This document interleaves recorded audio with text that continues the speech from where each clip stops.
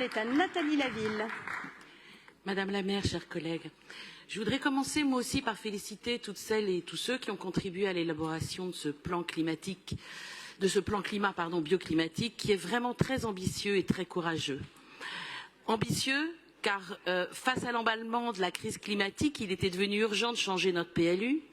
Le défi qui s'impose à nous est d'adapter notre ville au réchauffement et de lui permettre d'avoir un bilan neutre en carbone d'ici à 2050. Et courageux, parce que opter pour l'accélération de l'adaptation de la ville de Paris, ça implique de faire des choix audacieux. C'est d'ailleurs pour moi l'occasion de rappeler que, contrairement à ce que la droite affirme en nous accusant régulièrement de bétonner la ville, en 15 ans, nous avons créé 70 hectares d'espaces verts grâce à notre PLU actuel.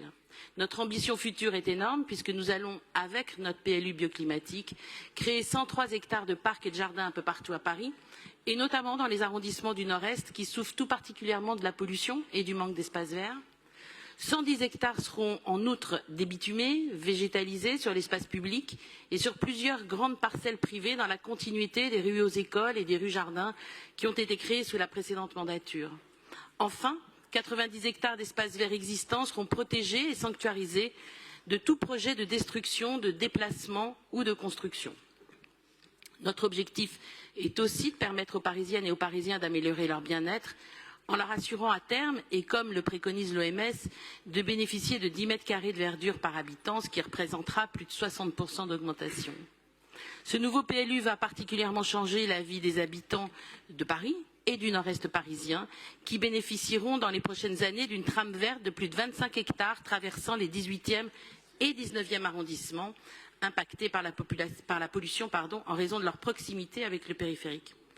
Au-delà du Nord-Est parisien, la majorité municipale va permettre de créer au total 10 grands parcs aux portes de Paris, avec des conséquences très concrètes pour les habitants de ces quartiers, puisque ça voudra dire moins de pollution, moins de chaleur lors des épisodes de canicule et un cadre de vie, in fine, beaucoup plus agréable.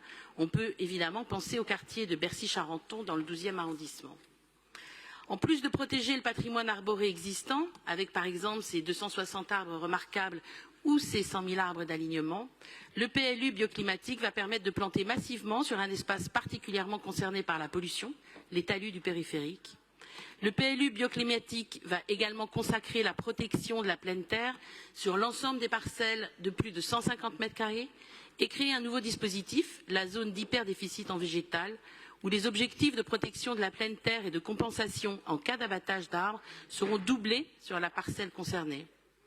La végétalisation de l'espace public parisien va se poursuivre avec une généralisation des piétonisations, des créations de rues aux écoles ou encore des transformations de places de stationnement en jardinières à l'ensemble des projets urbains. Enfin, avec ce PLU bioclimatique, nous mettrons la biodiversité au centre de l'ensemble des projets. Ça veut dire par exemple faire en sorte que les projets de construction ou de réhabilitation soient incités à intégrer des nichoirs pour les oiseaux et les moineaux qui nichent dans les cavités situées sur les façades des bâtiments parisiens, poursuivant ainsi les objectifs du dispositif quartier moineaux mis en place par la majorité municipale et Christophe Najdowski. Ça veut dire aussi que les projets de construction ou de réhabilitation devront mettre en œuvre des mesures de protection pour les animaux qui auraient élu domicile sur une parcelle concernée par un projet d'aménagement.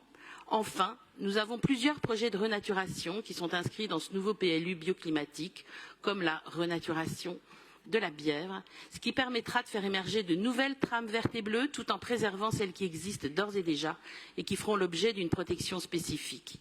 Comme vous le voyez, ce PLU répond à l'urgence environnementale avec notamment son projet de végétalisation. Notre PLU bioclimatique est décidément ambitieux, courageux et responsable et je suis fière de le soutenir aujourd'hui. Je vous remercie de votre attention.